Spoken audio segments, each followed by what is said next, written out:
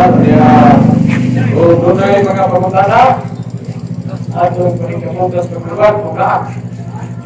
Ay pamutana ito. Mangutana, Mr. Kinsa dahil ang atong Ginoo.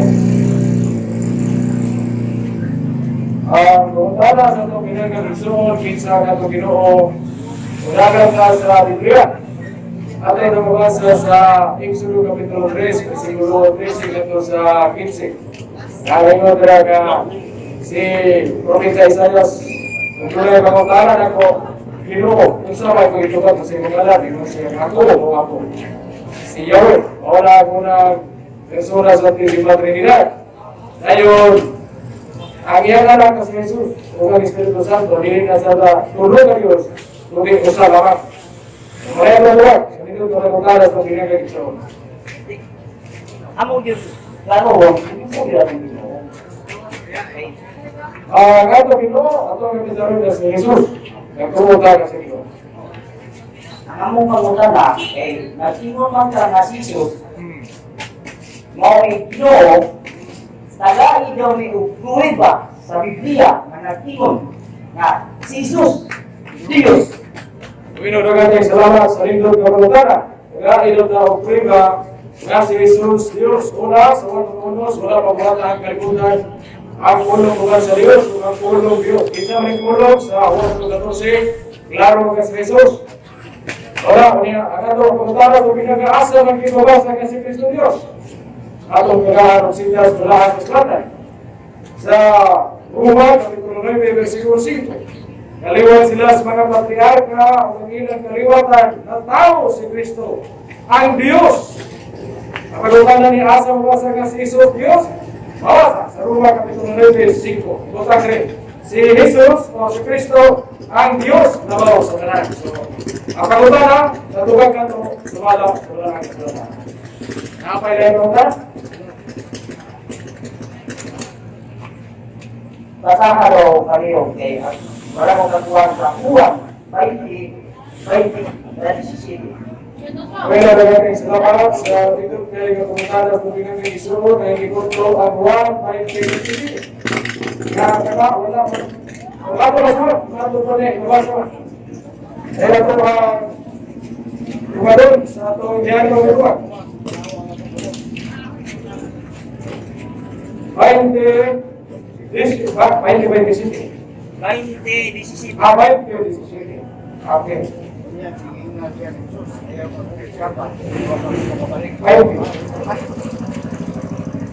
O yan ang itong mabasa. 20. Sige, man. Ay, sisip. Ayaw ko kikapa, wala pa akong kabalik sa akong mamahan.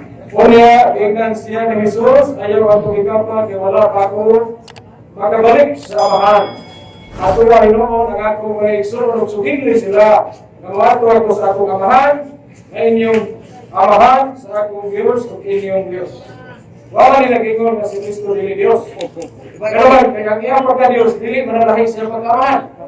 No? Ingon man siya kay pabasa sa atong kautot ang pangutanan sa binaga. Basta mabasa wala gingon si Jesus dili Dios. Sa to pa, dili na yun Diyos si Jesus. Kaya hingang po pa man siya siyang amahan. Pagkutana. Before magpagkutana. Si Jesus, sa to pa diay, dili yun siya, tinuod nga Ginoo. So, kung close na mo, di na pagkutana. Di na pangutanan ro. Itundod na ka. Tapos, Pagkutana sa. basaha sa daw diya palihog sa ikaduha nga buwan, ining buhat Diyos, 22. Ang katungdanan sa pinanggang igsoon pangutanan ito ta, no? Pero iya man yung gigamit ng Juan 20:17, wala man mag-ingon nga si Kristo dili Dios, no? Wala may mabasa dili katong ingon nga sa ato pa si Kristo o si Jesus dili Dios. Konklusyon na to sa pinanggang igsoon. Kaya nagsulat ani si San Juan man. Dili man ang atong pinangga, pero ato lang isipon ko gamay.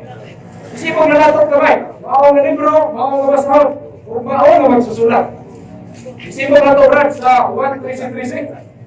Ngayon tayo, sa 1.13.13. Diretso ako ka presidente, di na ito niya ngayon putol-putulon kay maparehan naman niya yung kang usa ka 50. Kaya putol niya, wasal minaw, yan ang yung mga kitiwas. Now sa ingon nga pulis oy sir. Sir, uno sa kaya ako malihan ang likod sa inyong sakinan. Ingon na ang ay na, iputol niya. Ingon na, wala gisa na binaw nga. Okay, usa man iso ang susi mo sa kanya, ingon siya nga. Mais. Di na, wala gipa. Diwas. Iya gibrihan ang buyo sa sakinan. Pag-abre niya gisipa sa kabayo. Wala na gipa human og istorya. Iya magiputol. Ang sumpay niya itong tawhan, maisog niya ng kabayo at sunod sa kinan. Wala nga dito itong ng kabay. So, sabang magsusulat sa mga basahon, 1.13, kagiwa. Kamu nagtawag ka na kung magtutulog o Ginoo. Si Ginoo ni Kristo may numulo pa rin. Kung gusto ka na, kaya ko, kinukuman kung magtutulog. Pero kay klaro Alex, sabang figuro, sabang basahon. Pwede pa. Kaya ako nang klaro ni Juan 17, wala man nagkundo ang simbahan nga si Jesus. O ang iyang kamahal, luwa ka Diyos. Kaya klaro man ang ipasabot, nagyapo na ni mga mabasahon kung maong magsusulat sa 1.6.90, ako o ako kamahal ko sarap. Wala ka kini mo nga teksto, wala din siya mag-problema. Apay lang yung punta natin ngayon sa Pinangga.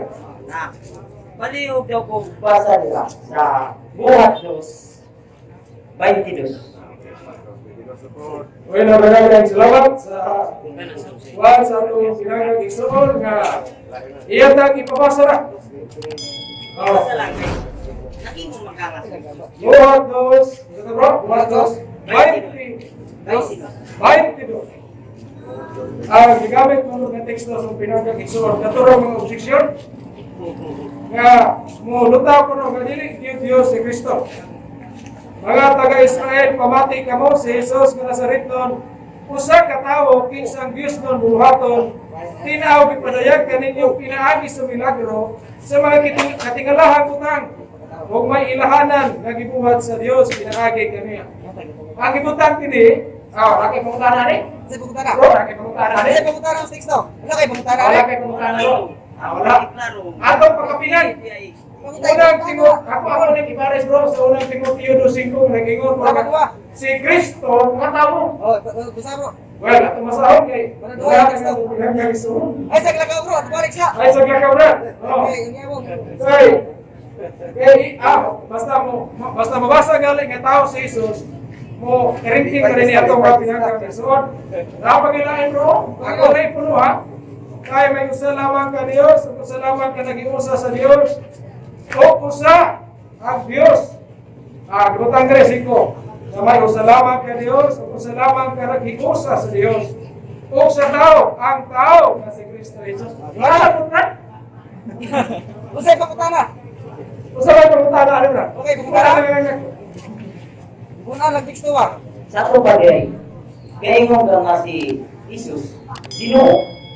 Dili din siya Ginoo, usa ka tao, usa ka propeta nga sugo sa uba, sugo sa Ginoo. Islam yung ganyan, Islam. Dili gyud din siya Ginoo, sugo siya. Pagkutana. Ang Pagkutana bro. Pamahayag mo na. ano pa, si Jesus sugo ra sa Ginoo, na siya gyud Ginoo. Kabugtong Ginoo ang nagbubuhat sa tanan. Nilalang. Before, pagkutana. Before. Yuta, Pagkutana bro. langit. Hindi mo na pagkutana. Pagkutana na bro. So, may pagkutana ng teksto. Wala, okay, pagkutana ng teksto. Ipabasa na. Oy, nagagayang salamat. Ingon siya diri, ang mabasa ko diri, mabasa ka tao si Jesus, wala na problema.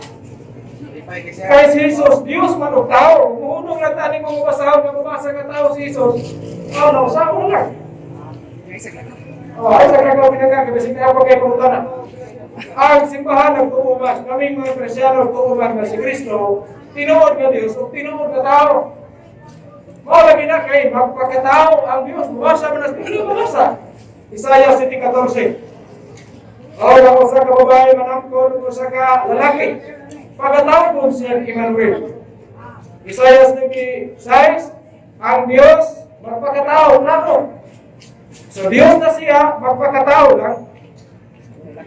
Wala nga. May problema mo kung ingon ka tao, dito mo konklusyon nga dito si Diyos, mabasa ka tao lang. Kaya ang Biblia di man usa lang ka teksto o bersikulo. No? Hindi na ba tayo pagkutana ito Pinangga, no? Basta wala tayong problema kasi Kristo tao, ano man kaya nagtuota nga siya Diyos. Asa mo basa nga siya Diyos? At tao? Buhat 2:28. Unang Timoteo 2:5. Asa mo basa nga siya Diyos? Buhat 1:1, buhat 14, Roma 9:5. Ang Biblia na pagkatuon na si Kristo, tinuod nga Diyos o tinuod nga tao. May problema na. So, napabalain ko ka na? Dati ngayon. Ako balik ko, Diyos na nagpagkatao. Di ba na ito sinagal? Di ba na ito kapungan ng Diyos na nagpagkatao siya? Guys, Isaiah 55, versikulo 8. Klaro man nga ang Diyos mas maghialamon kaysa tao. Kung pabuot niya nga magpakatao siya, may problema. Kaya wala man hindi mahimo niya. Lucas kapitulo 1, versikulo 35, gato sa 37. Diyos siya nagpakatao. Ato na mabasa sa Juan, ako nang gamit nila. Juan kapitulo 1, versikulo 1. Ay mga daraga sa wala pabuhatan kalibutan, ang pulong na anak o ang pulong uwan sa Diyos, kundi ang pulong Diyos. Naging sa maning pulong nga Diyos. Sa 1 kapitulo 1, versikulo 14, naging dira nga o ang pulong na himong tao o mipuyo, direk ka na to. Habang ipalayo ng mga versikulo, klaro nga nagtungkol sa Jesus. Nga Diyos siya kaniyato o nagpakatao. Kaniya pagkapinan pa nato, kaya kung maligyan ko na, kung kayo kaya kung mapinang kang isuon, at atong pagkapinan mabalik-balik, mabalik eh. Isaiah 7:14, kaya panagka dira, kaya doon bata, ngayon panagkon, pagkatawag sa Emmanuel. Ang katumanan na na, sa San Mateo, kapitulo 1, versikulo 22-23. Ang Emmanuel na mao sa Jesus, ang Diyos, magawa ka nato. Lain pa nga kamaturan, Isaiah 9:6, nga ang bata, kagisgutan nila, kagitawag kong Diyos, prinsipis pakigdain, ang katumanan na muna na, klaro na sa Jesus. Sa Lucas, kapitulo 1, versikulo 12, nga sa 13. Nga nataw sa Bethlehem, ang Diyos. Lucas 2:11. Dahil yung question na, doon na mabay na yung pagkutanan ng itong mga pinagkagisod. Kaya, nalang ko sa akin itong tingog, pero wakit na naglagot ha? Kaya nila nga, budlot-budlot na nagkata na ito ikinihingi, ang itong pagbante, lumor, kaya ako ka pinagkagisod. Kaya sino, ngayon ba isunod mo kayong tingog, Inangayon kong tanon. Wala naman pagkutana, atong ihatag ni Brumi, alam sa iyo ang pangalandong sa Ebanghelyo, kaya doon na pagkukuloy, jutay, kabaton. Okay?